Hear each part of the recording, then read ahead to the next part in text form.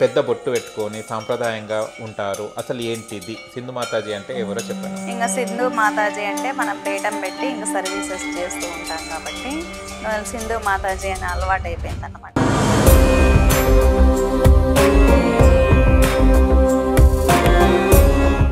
మీరు అమ్మవారిని ఎన్ని ఇయర్స్ చెల్లి ఉన్నప్పుడు మీరు దీన్ని ఆరాధిస్తున్నారు? నేను చిన్నతనం నుంచి 5 మంది తాతలు ఉన్నారు. మొదటి తాత యోగ అయిపోయి ఇంకా హిమాలయాస్కి వెళ్ళిపోయారనమాట.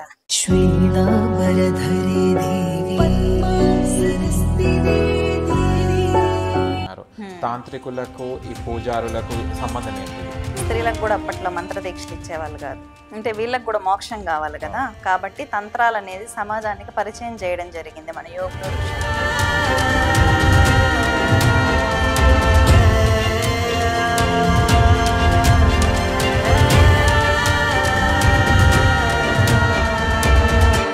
హాయ్ హలో నమస్తే, వెల్కమ్ టు సోషల్ పోస్ట్. నేను మీ యాంకర్ పప్పు. ఈరోజు మనం ఒక స్పెషల్ గెస్ట్తోనే ఉన్నామండి. ఆ గెస్ట్ ఎవరో కాదు, భద్రకాళి పీఠం సింధు మాతాజీ గారితో ఉన్నాము. చూస్తే కనుక సోషల్ మీడియాలో చాలా వైరల్ అయ్యారు. సింధు మాతాజీ అనగానే ఏంటిది మేడం, చాలా విషయాలు చాలా క్లుప్తంగా చెప్తున్నారు. అసలు ఈ ఎక్స్పీరియన్స్తో చెప్తున్నారు. అసలు శక్తులు ఉన్నాయా లేవా, అసలు ఏంటిది సింధు మాతాజీ ఏంటిది, తన భద్రకాళి పీఠంగా పేరు తెచ్చుకున్నారు. తన మాటలు తెలుసుకోవడానికి ప్రయత్నిద్దాం కొన్నాం. నమస్తే మ్యామ్. నమస్తే. ఎలా ఉన్నారు? బాగున్నారు మాతాజీ. బాగున్నారు.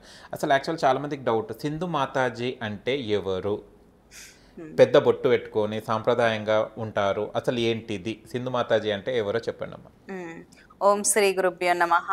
ఓం శ్రీ మాత్రే నమః. సింధు మాతాజీ అంటే ఇప్పుడు నా దగ్గరకు వచ్చి దీక్షలు తీసుకున్న వాళ్ళు ఉంటారు కదా, వాళ్ళు మామూలుగా మన పూజలు నిర్వహించినప్పుడు దీక్షలు తీసుకున్నప్పుడు మగవాళ్ళని అయితే స్వామి అనడం అలవాటు. కాబట్టి ఇక్కడ వచ్చిన వాళ్ళు నన్ను మాత అన్నారు. వాళ్ళే ఇంకా మాతాజీ అనడం అనేది ఇంకా పబ్లిక్ నుంచే వచ్చింది అది. ఇంకా సింధు మాతాజీ అంటే మనం పీఠం పెట్టి ఇంకా సర్వీసెస్ చేస్తూ ఉంటాం కాబట్టి సింధు మాతాజీ అని అలవాటు అయిపోయింది అన్నమాట పబ్లిక్ కి. ఓకే, సింధు మాతాజీ గారు అని అలవాటు అయిపోయింది. ఓకే, మీకు అమ్మవారు వస్తారమ్మా? అమ్మవారు రావటం అనేది ఏంటంటే అదొక పవర్ అంతే. పవర్ ఎలివేట్ అవ్వటం, అది మామూలుగా ధ్యాన స్థితిలో ఉన్న వాళ్ళకైనా, పూజలు చేసే వాళ్ళకైనా, మామూలుగా వేదం చదివే వాళ్ళకి కూడా వైబ్రేషన్ వస్తుంది. మామూలుగా శరీరంలో ఉన్న కుండలిని శక్తి యాక్టివేట్ అవ్వటాన్ని మనం వాడుక భాషలో అమ్మవారు రావటం అంటాం అన్నమాట. ఓకే, భద్రకాళి పీఠం సింధు మాతాజీ అంటున్నారు. ఎందుకు ఇది వాడుతున్నారు? ఎందుకంటే భద్రకాళి పీఠం అంటే ఏంటంటే మనం ఆరాధించే దేవత. నేను ఇప్పుడు పీఠం వచ్చి నాకు ఇష్టమైన దేవత భద్రకాళి, మా కులదేవత భద్రకాళి, మా తాతలు ఆరాధించిన దేవత కాబట్టి నేను ఇంకా పీఠం ఏర్పాటు చేసుకొని అమ్మవారి ఆరాధన అనేది నాకు అలవాటు రెగ్యులర్గా. ఇంకా మనం పీఠం నుంచి సర్వీసెస్ చేస్తాం కాబట్టి ఇంకా భద్రకాళి పీఠం సింధు మాతాజీ అని అలవాటైంది పబ్లిక్. ఓకే, మీరు అమ్మవారిని ఏ సంవత్సరం చల్లి, అంటే మీకు ఎన్ని ఇయర్స్ చల్లి ఉన్నప్పుడు మీరు దీన్ని ఆరాధిస్తున్నారు?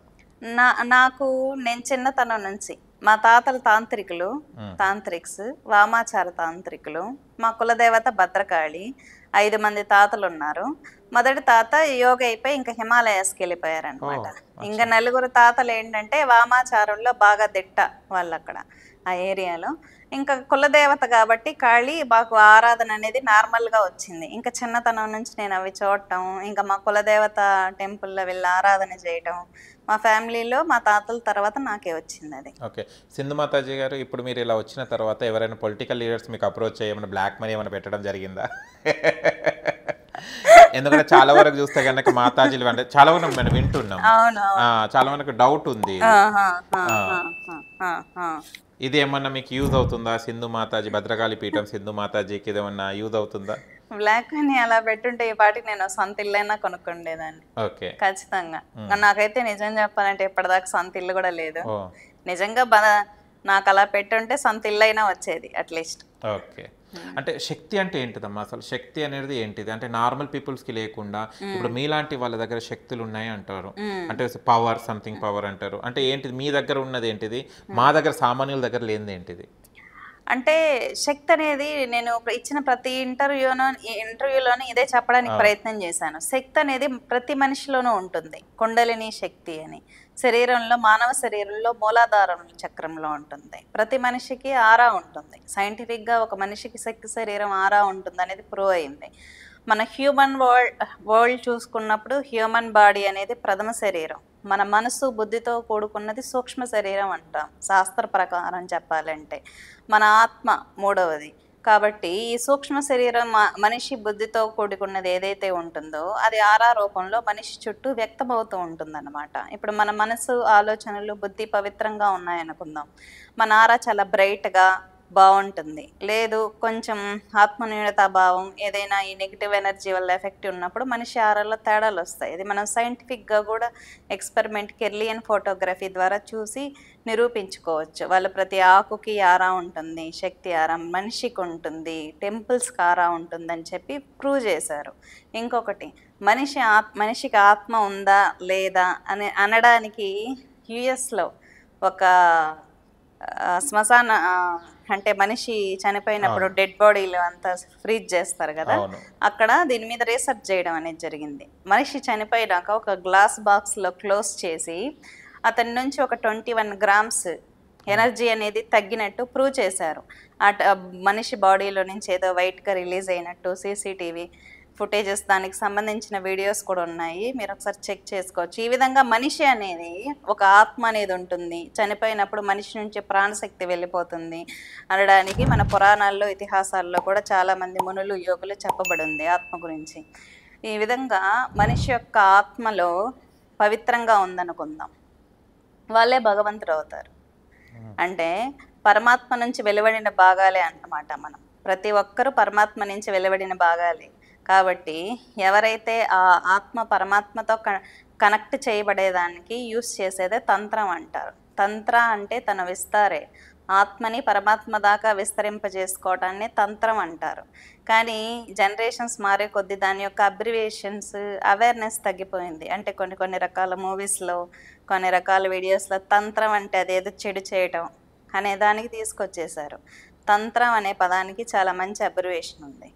ఏంటిది ఉంది అంటే మనం ఏదైనా ఇప్పుడు పూజ చేసాం అనుకుందాం, ఇప్పుడు తిరుమలలో ఆగమ శాస్త్రం ప్రకారం అన్నీ చేస్తారు, విగ్రహాన్ని ఎలా పెట్టాలి, దేవతారాధన ఎలా చేయాలి, అది కూడా తంత్రమే. తంత్ర అంటే తన విస్తారే, తన ఆత్మని పరమాత్మ దాకా విస్తరింపజేసుకోవటాన్నే తంత్రం అంటాం. మనం చేసే మనం చేసే రెగ్యులర్ పూజలో కూడా కుంకుమార్చన చేసిన, మనం పంచోపచార పూజ చేసిన దాన్ని కూడా తంత్రం అనే అంటాం. తంత్రం అంటే ఏ పూజ ఏ శక్తికి ఎలా చేయాలి, ఏ పువ్వులు వాడాలి, ఎటువంటి తీర్థాలు, ఎటువంటి ప్రసాదాలు సమర్పించాలి, ఏ దేవతకి ఏ విధానంలో పూజ చేయాలి అని తెలియజేసేదే తంత్రం అన్నమాట. ఓకే, ఇప్పటిదాకా మీరు అన్నారు మా పూర్వీకులందరూ, మా తాత ముత్తాతలను తాంత్రికులని అన్నారు. తాంత్రికులకు ఈ పూజారులకు సంబంధం ఏంటిది?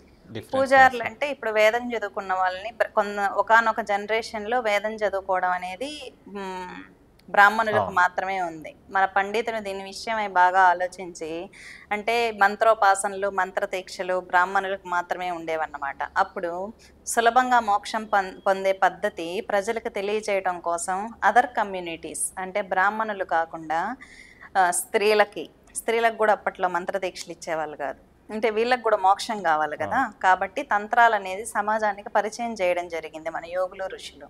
సులభంగా ఎలా దేవుణ్ణి చేరుకోవచ్చు, సులభంగా వాళ్ళ సమస్యలు వాళ్ళు ఎలా తీర్చుకోవచ్చు. ఎందుకంటే భగవంతుడు భావన మాత్ర సంతుష్టుడు. అంటే భగవంతుడు నవవిధ భక్తుల ద్వారా ప్రసన్నం అవుతాడు. ఒకటి సేవ. ఇప్పుడు హనుమంతుడు సేవ చేసి రాముడికి మోక్షాన్ని పొందాడు, అంటే ఆయన స్వయాన రుద్రావతారం కాబట్టి సేవ ద్వారా ఆయన తరించాడు. అన్నమయ్య కీర్తనల ద్వారా తరించాడు. అంటే ప్రహ్లాదుడు నామజపం, స్వామిని శ్రీ మహావిష్ణువుని బాగా తలుచుకోవడం ద్వారా ఆయన తరించాడు. కాబట్టి భావన, మీరాబాయి ఆయన భావించుకొని భావన ద్వారా ఆమె తరించింది. కాబట్టి స్వామివారు మంత్రం చెప్తేనే కాదు అనేక రకాలుగా దర్శనమిస్తాడు. వీళ్ళని నవవిధ భక్తులు అంటాం అన్నమాట. ఓకే, ఇప్పుడు కనుక చూస్తే కనుక చాలా మంది ఇది మనకు ఏమంటారు, ఇది చాతబడులు చేశారు అవి ఇవి అంటుంటారు. చాతబడిలు తాంత్రికులు ఒకటే అని చెప్తుంటారు చాలా వరకు. తాంత్రికులు అంటేనే చాతబడిలు అంటారు. దీన్ని మీరేమంటారు మాతాజీ? అంటే తాంత్రికులు అంటేనే చేతబడి అంటే పబ్లిక్ అవేర్నెస్ లేదు కదా. తంత్రం అంటే ఏంటంటే మనం చేసే యాక్టివిటీ. ఇప్పుడు ఆగమాలు, నిగమాలు అంటారు. పార్వతీదేవి పరమేశ్వరుడు చెప్పిన దాని నిగమాలని పరమేశ్వరుడు పార్వతీదేవికి చెప్పింది ఆగమాలని అంటారు. అది కూడా తంత్రమే. వాళ్ళని ఎందుకు తంత్రం అనరని ఇది వాడుక భాషలో అలా వచ్చేసింది. ప్రజలు వాడి వాడి వాడి ఏంటంటే ఇప్పుడు తంత్రం అంటే ఇప్పుడు ఎలక్ట్రిసిటీ ఉంది, అది డైరెక్ట్గా మనిషికి కనెక్షన్ ఇస్తే చనిపోతాడు మనిషి. అదే ఫ్రిడ్జ్కో ఏసీకో ఇస్తే ఆ ఎనర్జీని ఎలా వాడుకోవాలో తెలుసు. కాబట్టి మనిషి యొక్క థాటే అన్నమాట క్షుద్రం. పవర్ని మంచిగా వాడితే మంచి పూజ అవుతుంది, చెడుకు వాడితే చెడు పూజ అవుతుంది. మనిషి బ్రెయిన్లో ఉంటుంది. పవర్ని తప్పుగా వాడా కరెక్ట్గా మంచి పూజ అయితే మంచిగా వాడతాడు. క్షుద్రం అనేది మనిషి యొక్క థాటే. శక్తిలో క్షుద్రము, క్షుద్ర పూజ, క్షుద్ర దేవత అని ఏది ఉండదు. ఎనర్జీ అనేది చాలా పవిత్రమైంది. అమ్మవారి శక్తిని తప్పుగా వాడినప్పుడు అతనికి కొన్ని కొన్ని చిన్న చిన్నవి జరగచ్చేమో, కానీ రియాక్షన్స్ అనేవి చాలా దారుణంగా ఉంటాయి. ఇప్పుడు మన ఇంట్లో మన తల్లి ఉందనుకుందాం, పక్కింట్లో వెళ్ళి దారుణాలు చేసేసి వచ్చాయని చెప్పాం కదా, తల్లికి ఇచ్చే గౌరవం మనం ఇస్తాం కదా.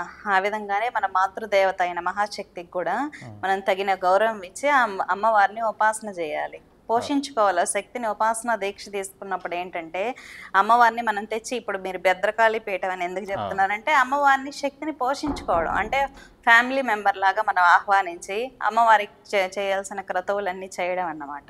కాబట్టి అమ్మవారికి ఇచ్చినటువంటి స్థాయి మనం ఇవ్వాలి. లేదని ఈ శక్తిని తప్పుగా వాడితే దానివల్ల రియాక్షన్స్ అనేది దారుణంగా ఉంటాయి.